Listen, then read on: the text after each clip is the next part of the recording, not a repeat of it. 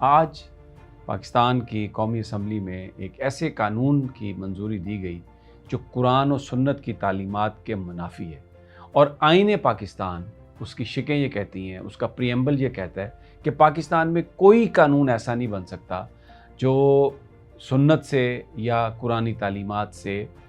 مطابقت نہ رکھتا ہو۔ ایسا جو قانون ہے وہ نہیں بن سکتا، لیکن آج بنایا گیا، میں اس کی تفصیل بتاتا ہوں۔ دوسرا، قاضی صاحب جو ہیں چیف جسٹس آف پاکستان، ان کے کچھ حمایتی جو ہیں وہ عجیب اس طرح کی خبریں دے رہے ہیں کہ جی 38,000 کنال زمین ہے زیارت میں قاضی فائز عیسیٰ صاحب اور ان کے بھائی کی، جو انہوں نے حکومت بلوچستان کو واپس کر دی ہے، اور پھر اس کا وہ تقابل کر رہے ہیں، اس کا مقابلہ کر رہے ہیں، کمپیریزن کر رہے ہیں عمران خان سے، اور کہہ رہے ہیں کہ جی لیڈر تو یہ ہوتا ہے جو قاضی فائز عیسیٰ ہے، جبکہ ایک وہ لیڈر ہے جس نے گھر کے لیے پلاٹ لے لیا، ہاسپٹل کے لیے پلاٹ لے لیا۔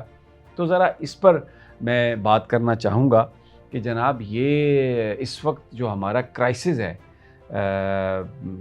ملک کا، اس میں ذمہ دار کون ہے، اور کیا یہ اس طرح کے جو ٹوپی ڈرامے ہیں یا اس طرح کی جو کوششیں ہیں کہ جی اتنے ہزار کنال زمین جو ہے وہ واپس کر دی ہے، اور پھر اس پہ چند جو ٹاؤٹ نما صحافی ہیں وہ آ کے یہ گفتگو شروع کر دیں اور تقابل شروع کر دیں عمران خان کے ساتھ، جو 8 فروری کے انتخابات میں ثابت ہوا کہ واحد لیڈر ہے پاکستان کا جس کے چاروں صوبوں میں فالوئنگ موجود ہے۔ تو جناب ذرا سب سے پہلے میں قاضی فائز عیسیٰ والے ایشو پر ہی بات کر لیتا ہوں۔ چیف جسٹس صاحب اپنی ان کا تشخص بہتر بنانے کے لیے، کیونکہ آج اگر آپ جا کے پاکستان کے گلی کوچوں میں، چوک میں، لوگوں سے، بازاروں میں سوال کریں کہ اس موجودہ جو پاکستان کا پولیٹیکل کرائسس ہے اس کا رسپانسبل کون ہے، تو لوگ آپ کو بتائیں گے، لوگ لیں گے نام جناب قاضی فائز عیسیٰ صاحب اس میں سے ایک بڑے کردار ہیں جن کی وجہ سے یہ سب کچھ ہوا۔ جب آپ انتخابات سے چند ہفتے قبل کسی سیاسی جماعت کا سمبل لے لیں اور پھر اس کے بعد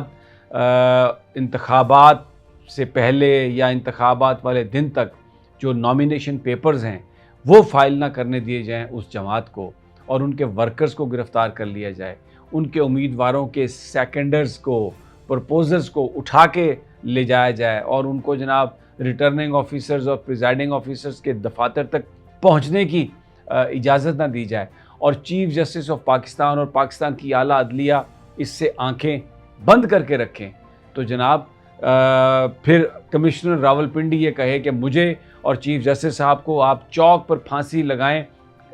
چیف الیکشن کمشنر کے ساتھ، کیونکہ ہم نے یہ سب کچھ ہونے دیا۔ اور پھر اس کے بعد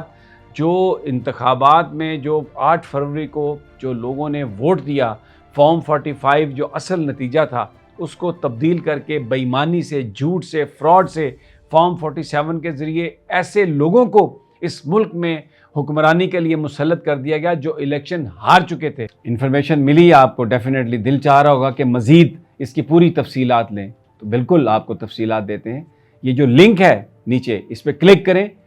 پوری ویڈیو آپ کو ملے گی، کوئی تشنگی نہیں رہے گی، ساری انفارمیشن ہے۔ اور اگر پھر بھی آپ کچھ سوال ہم سے کرنا چاہتے ہیں تو ان باکس کریں، نیچے ہمیں سوال بھیجیں، اس کا بھی جواب آپ کو دیں گے۔